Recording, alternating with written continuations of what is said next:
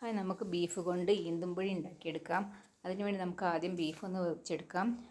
കൈ വൃത്തിയാക്കിയ ബീഫിലേക്ക് ഒരു സവാള, തക്കാളി, ഇഞ്ചി വെളുത്തുള്ളി പേസ്റ്റ്, പിന്നെ മുളക് പൊടി, മഞ്ഞൾപ്പൊടി, മല്ലിപ്പൊടി കുറച്ച് അധികം കൂടെ ഇട്ട് കൊടുക്കാം.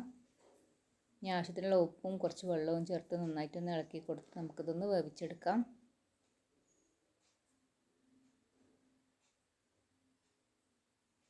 ഇപ്പോൾ ഇത് വെന്ത് വരട്ടെ. അപ്പോൾ നമുക്ക് ഇതിൻ്റെ പൊടി വാട്ടിയെടുക്കാം. അപ്പോൾ ചൂടായ വെള്ളത്തിലേക്ക് ആവശ്യത്തിനുള്ള ഉപ്പിട്ട് കൊടുത്തു. ഇതിൻ്റെ പൊടി എടുത്തിട്ടുണ്ട്. തിളച്ച വെള്ളത്തിലേക്ക് പൊടി ചേർത്ത് കൊടുക്കാം. പത്തിരിക്കൊക്കെ വാട്ടുന്ന മാതിരി നന്നായിട്ടൊന്ന് വാട്ടിയെടുക്കാം.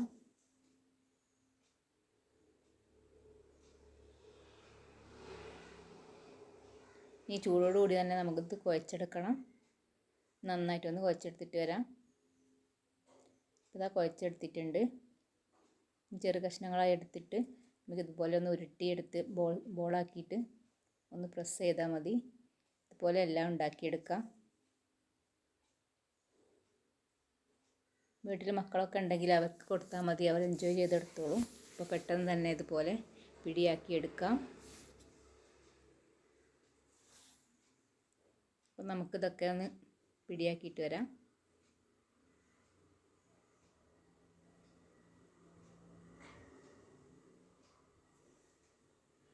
അപ്പോൾ ഇത് റെഡി ആയിട്ടുണ്ട്. നമുക്കിത് വേവിച്ചെടുക്കണം. അപ്പോൾ ഇത് തിളച്ച വെള്ളത്തിലേക്കൊന്ന് ഇട്ട് കൊടുക്കാം. ഇത് പാകമായി വരുമ്പോൾ നമ്മളെ പാത്രത്തിന് മുകളിലേക്ക് ഇങ്ങനെ പൊങ്ങി വരും.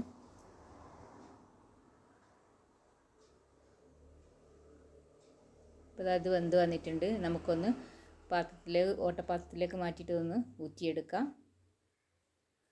നമ്മൾ നേരത്തെ വേവിച്ച് വെച്ചിട്ടുള്ള ബീഫിലേക്ക് ഇത് ചേർത്ത് കൊടുക്കാം.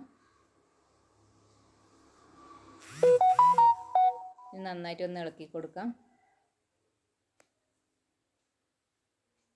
ഫ്ലെയിം ഒന്ന് ഓണാക്കി കൊടുക്കാം. ഒന്നുകൂടെ ഒന്ന് വേവിച്ചെടുക്കണം. നമുക്കിതൊന്ന് താളിച്ചെടുക്കണം. ചൂടായ വെളിച്ചെണ്ണയിലേക്ക് ചെറിയുള്ളി അരിഞ്ഞത്, കറിവേപ്പില ചേർത്ത് കൊടുത്ത് നന്നായിട്ടൊന്ന് മൂപ്പിച്ചെടുത്ത് ഇതിലേക്ക് ചേർത്ത് കൊടുക്കാം. അപ്പോൾ നമ്മുടെ ഈന്തുംപൊടി റെഡി ആയിട്ടുണ്ട്, ബീഫ് ഈന്തുംപൊടി. അപ്പോൾ എല്ലാവരും ട്രൈ ചെയ്ത് നോക്കൂ. Please subscribe, like my channel. Thank you.